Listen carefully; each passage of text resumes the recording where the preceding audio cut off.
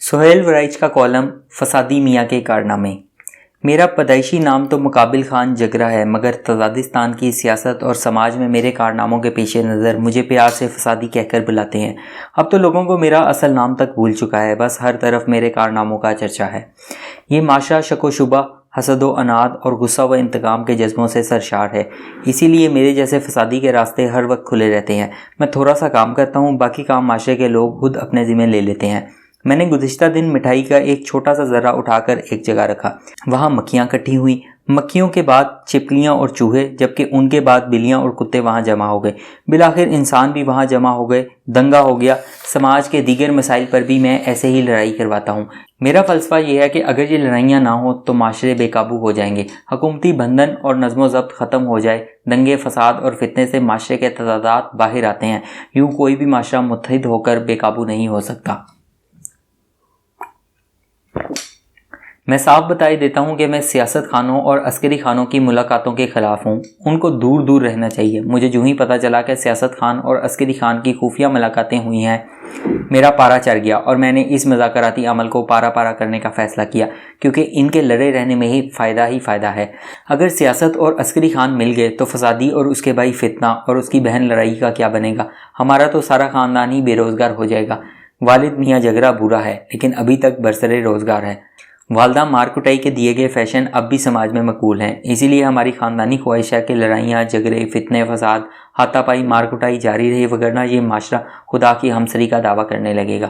خدا لگتی کہوں، میجر جنرل غلام عمر کے لڑکے محمد زبیر کو کیا ضرورت تھی کہ سیاست میں جا کر بال سفید کرے؟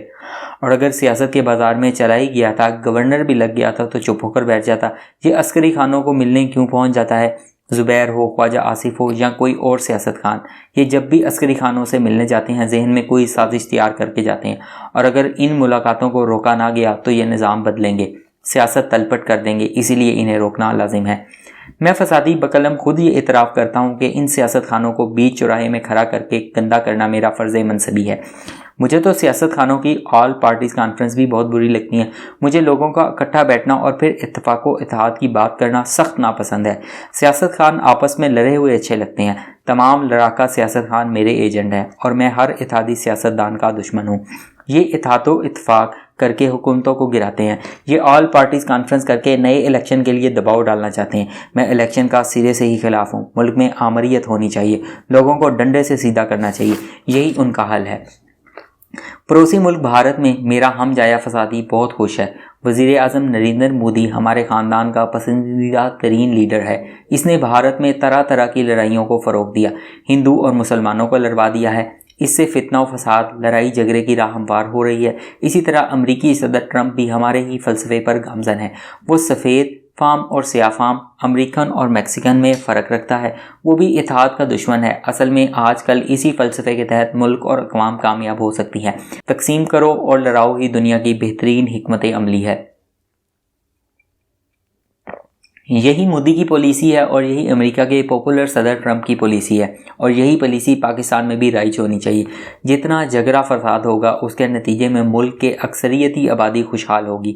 اقلیتیں اور اپوزیشن دونوں اس قابل ہوتی ہیں کہ ان کو دبا دیا جائے، ان پر مظالم روا رکھے جائیں۔ جب یہ پیدا ہی کمزور ہوتے ہیں تو انہیں تحفظ دینے کا کیا فائدہ؟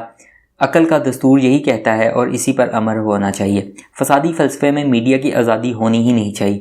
یہ میڈیا غلط فہمیوں کو ختم کرنے میں مدد کرتا ہے، اس لیے اسے بند ہی رہنا چاہیے۔ ہر معاملے کو راز رہنا چاہیے، ملاقاتیں ہوں تو ان کی خبر باہر نہیں آنی چاہیے۔ سیاست خان آپس میں ملیں یا عسکری خانوں سے ملیں، میڈیا پر ان کی خبریں باہر نکالنے پر پابندی لگانی چاہیے۔ اگر سچ پوچھیں تو میں سیاست ہی کے سرے سے خلاف ہوں۔ نہ ہو بانس نہ بجے بانسری۔ لوگوں کو قبیلوں کی شکل میں رہنا چاہیے۔ قبیلوں کی جنگ و جدل ہو، فتنہ و فساد ہو تو دنیا کی آبادی بھی کنٹرول ہوگی اور قدرت نے جو نظام بنایا تھا وہ بھی قائم رہے گا۔ یہ مشینوں کی حکومت، یہ جمہوریت، یہ نظام سب فضول ہیں۔ اصل بات یہ ہے کہ معاشروں میں تقسیم کا عمل جاری رہنا چاہیے، اس سے نئے اور مضبوط انسان اور معاشرے تشکیل پاتے ہیں۔ جس دن سے آل پارٹیز کانفرنس کے بعد ہنگامہ اور شور و غل برپا ہوا ہے، ہمارے گھر میں عید کا سما ہے۔ عسکری خانوں اور سیاست خانوں کی لڑائی میں ہی خانہ جنگی اور تقسیم در تقسیم ہوگی۔ ہمارا مقصد یہ ہے کہ اتحاد قائم نہ ہو، انتشار بڑھے، انتشار اور لڑائیاں بڑھیں گی، تبھی ایک سپر قوم پیدا ہوگی۔